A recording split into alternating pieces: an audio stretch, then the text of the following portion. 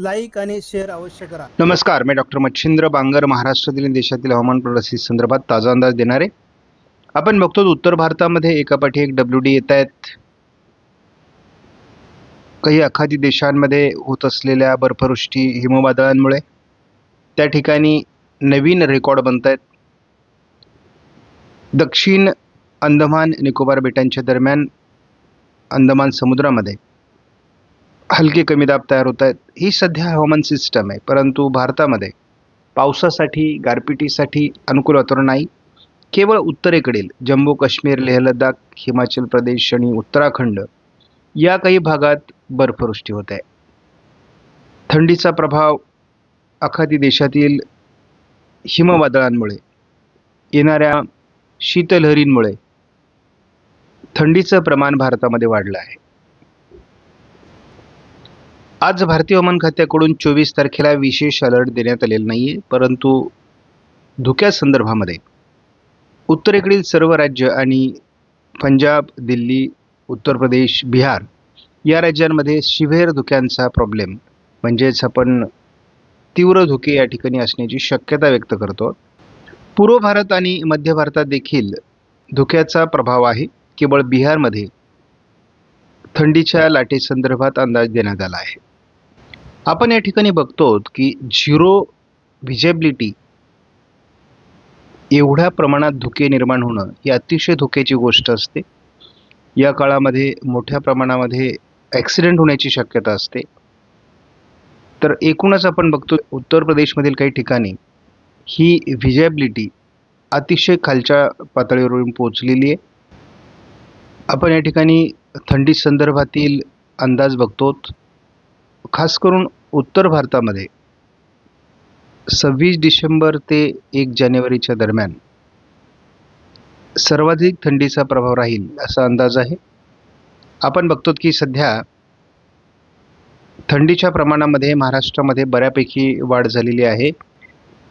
सरासरी थंडीच्या खाली जर 4-5 अंश सेल्सिअस थंडी आली तर आपण त्याला थंडीची लाट म्हणतो. आणि आता सध्या थंडीच्या लाटेच्या काठावरची थंडी महाराष्ट्रामध्ये आहे. साधारणपणे ही काही दिवस अजूनही राहणार आहे. त्यामुळे महाराष्ट्रात गुलाबी थंडीचा अनुभव आपण घेणार आहोत. 30-31 तारखेला थंडी जरी कमी झाली तरी पुन्हा 1-2 तारखेला थंडी पुन्हा वाढणार आहे. त्यामुळे थंडीचं सातत्य महाराष्ट्रामध्ये कायम राहील. उत्तर भारतात आलेला WD वेस्टर्न डिस्टर्बन्स आता सध्या कमजोर झाला आहे आणि तो काही दिवस कमजोर राहणार आहे. आणि महिन्याच्या शेवटी म्हणजे डिसेंबरच्या अगदी शेवटी पुन्हा नव्याने डिस्टर्बन्स येईल. म्हणजे 29 तारखेला त्याचा प्रभाव सुरू होईल. त्याचा प्रभाव वाढत जाईल. 30 तारखेला, 31 तारखेला, 1 आणि 2 तारखेला देखील WDचा प्रभाव जम्मू काश्मीर, लेह लडाखमध्ये असणार आहे. त्याच दरम्यान एक कमी दाबाचं क्षेत्र अंदमान निकोबार बेटांच्या दरम्यान तयार होईल. त्याचाही प्रभाव आपल्याला दक्षिण बंगालच्या उपसागरात जाणवेल आणि एक प्रभावी WD जानेवारीमध्ये येण्याची शक्यता आहे. CFS मॉडेलनुसार आपण बंगालच्या उपसागरातील हालचाली किंवा आठवड्याभरचा अंदाज बघत असतो आणि यामध्ये स्पष्ट दिसते की दक्षिण बंगालच्या उपसागरामध्ये काही सिस्टम या आठवड्यात बनू शकतात.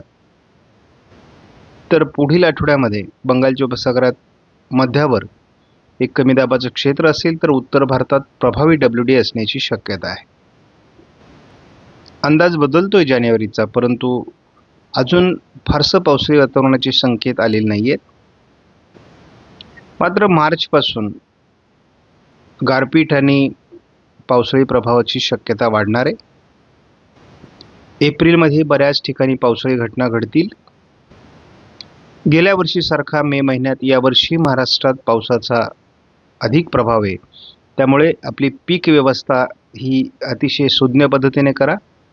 उन्हाळी पिकं ही मे 15च्या आत काढून घेता येतील अशी व्यवस्था असू द्या. दूरवरचा अंदाज देणारे काही मॉडेल एप्रिलमध्ये देखील पाऊस दाखवत आहेत. त्यामुळे आपण त्याचाही अंदाज लक्षात घेणार आहोत. हे एकमेव मॉडेल आहे NMME ज्याने जानेवारीमध्ये थोडं पावसाळी वातावरण महाराष्ट्रात तयार होऊ शकतं आणि त्याचा सोर्स हा बंगालच्या उपसागरातील कमी दाब असू शकतो असं म्हटलेलं आहे. परंतु या अंदाजावर आपण लक्ष केंद्रित करणार आहोत. आपण 15 दिवसाचा धावता अंदाज या मॉडेलच्या माध्यमातून घेत असतो. ECMWF मॉडेल आहे. प्रत्येक मॉडेल हा त्याचा वेगवेगळा स्वतंत्र अंदाज देत असतं. त्यामुळे आपण वेगवेगळ्या मॉडेलचा अंदाज मध्ये बघत असतो. ECMWF मॉडेल त्यातली त्यात अतिशय जवळचा अंदाज महाराष्ट्रासाठी आणि भारतासाठी देतं. त्यामुळे आपण या अंदाजावर किंवा या मॉडेलवर अधिक लक्ष केंद्रित करतो.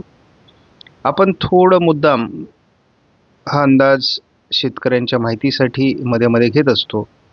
आपण जर बघितलं तर जानेवारीच्या महिन्यामध्ये थोडं मैदानी भागाकडे WD सरकण्याची शक्यता आहे किंवा वातावरण निर्मितीची शक्यता आहे. शिवाय बंगालच्या उपसागरात कमी दाबाची देखील शक्यता आहे. त्यामुळे या सर्व पार्श्वभूमीवर या दोन सिस्टम म्हणजे WD आणि कमी दाबामध्ये एखादी ट्रफ लाईन तयार होते का, यावर मध्य भारतावरील गारपिटीचा अंदाज अवलंबून असणार आहे. परंतु आपण त्यावर लक्ष देऊन आहोत. आपण बघतो की कधी मध्य भारतावर पावसाचा अंदाज ECMWF मॉडेल देते, पुन्हा एरर असल्यासारखं ते पुढच्या अंदाजात दाखवत नाही आहे. म्हणजे मॉडेलमध्ये हे बदल आहेत. परंतु जानेवारीत थोडं ढगाळ वातावरण आणि हलक्या तुरळक ठिकाणी गारपीट असं काही वातावरण तयार होऊ शकतं का, यावर आपण लक्ष केंद्रित करणार आहोत. मात्र बंगालच्या उपसागराच्या दक्षिणेला एक तीव्र अशा प्रकारचं कमी दाबाचं क्षेत्र तयार होऊ शकतं असं एक अंदाज आहे. महाराष्ट्रामध्ये आता थंडीची लाट नाही आहे, परंतु कडाक्याची थंडी आपल्याला जाणवते आहे. आणि याचं कारणच असं आहे की थंडीच्या लाटेच्या जवळपासची थंडी आहे, त्यामुळे ते आपल्याला जाणवते आहे. आणि पुढे आठवडाभर शेवटी ही थंडी जाणवण्याची देखील शक्यता आहे. आपणास व्हिडिओमधील माहिती महत्त्वपूर्ण वाटल्यास लाईक करा, शेअर करा, चॅनलला सबस्क्राईब करा. धन्यवाद. जय हिंद, जय महाराष्ट्र, जय बळीराजा.